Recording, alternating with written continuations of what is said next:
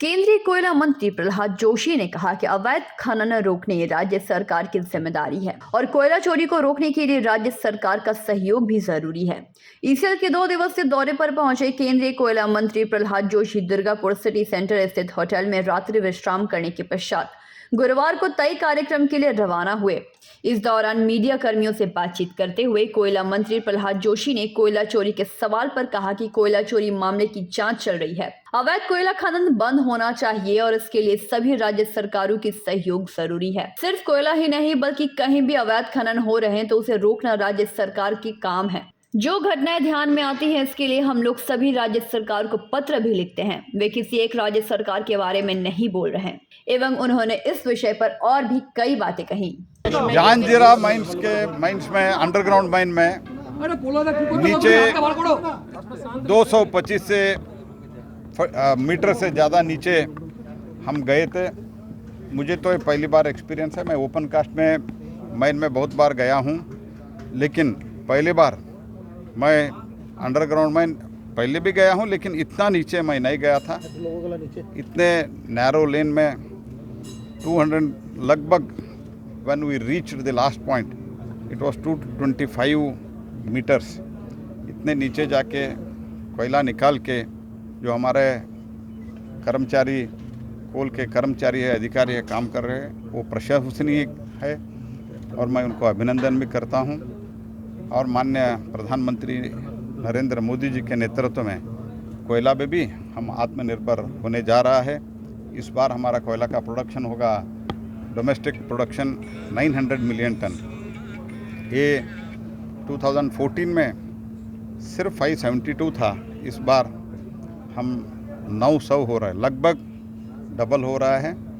तो इसके पॉलिसी भी एक कारण है। हमारा जो कोल वॉरियर्स है, हमारे अधिकारी है, उनका परिश्रम भी कारण है।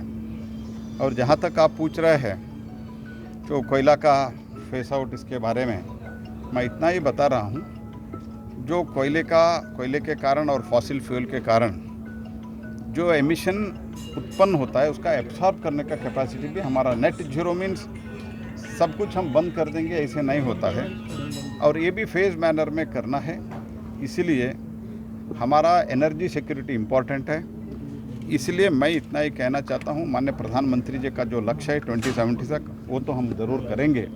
इसका तो प्रधानमंत्री जी का लक्ष्य को पूरा करते हुए हम कोल हम निकालते हैं उसमें सरफेस गैसिफिकेशन के लिए, प्लांटेशन के लिए, ये सब हम ज़रूर काम कर रहे हैं। इसलिए इससे पर्यावरण का भी हम ज़रूर इसका ख्याल रखेंगे। सर पेरिस में चलिए बताया ना, वही बताया। ओंडल एयरपोर्ट पेरिस में बहुत सा कोयला है। आइए सर, आइए सर थोड़ा दो क्वेश्चन बोलो। पेरिस में जो एयरपोर्ट, मैंने बताया ना, एयरपोर्ट के नीचे बहुत सा कोयला है। अभी तो उधर एयरपोर्ट है, पहले इधर को कोयला हम निकालेंगे, बाद में उसके बारे में सोचेंगे। सर विभिन्न ट्रेड यूनियन प्राइवेटाइजेशन को लेकर सब कंट्रोल में आ गया है।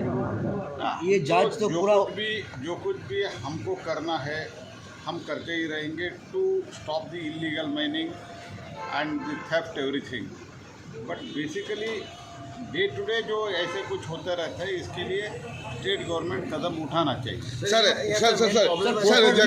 बहुत सा यहाँ पे जो कोल माइंस है वहाँ पे जो रहते हैं जहाँ, उन लोगों का पुनर्वासन के लिए एक प्रॉब्लम हो रहा है। राज्य क्या केंद्रीय सरकार से बोल रहा है कि जमीन नहीं मिल रहा है उनको बसाने के लिए, इसके लिए कोई भावना है सर? देखिए, मैं आपको एक चीज़ बताता हूँ। एज फार एज रिहेबिलिटेशन जहाँ तक सवाल है, और उसके बाद उनके अगर ज़मीन लेते हो उसके लिए जो कुछ भी हम रिलीफ देते हैं, all India is one of the best in the world. I am not telling best in India, best in the world. दुनिया में भी हम नौकरी देते हैं, उनको फाइनेंशियल जो रिलीफ है वो भी देते हैं। और उसके बाद अगर वो नौकरी नहीं करना चाहते तो हर मंथ इतने देने का एक व्यवस्था है, वो देते हैं। ये सब कुछ है। This is the best in the world. Only thing rehabilitation करने के लिए अगर घर वगैरह कंस्ट्रक्ट करना है तो स्टेट गवर्नमेंट इसके लिए लैंड वगैरह अवेलेबल कर लें। सर फ्यूचर प्लान कुछ है एक्सपेंशन का? प्लान है ऐसे तो हम ओवरऑल हम कोल इंडिया से ही 25-26 में 1 बिलियन टन हम उत्पादन करना चाहते हैं और overall domestic coal production 1.3 to 1.5 billion tonne हम करना चाहते हैं। इसलिए एक्सपांशन प्लान बहुत है। हम आपको समय पर हम आपको बताएंगे।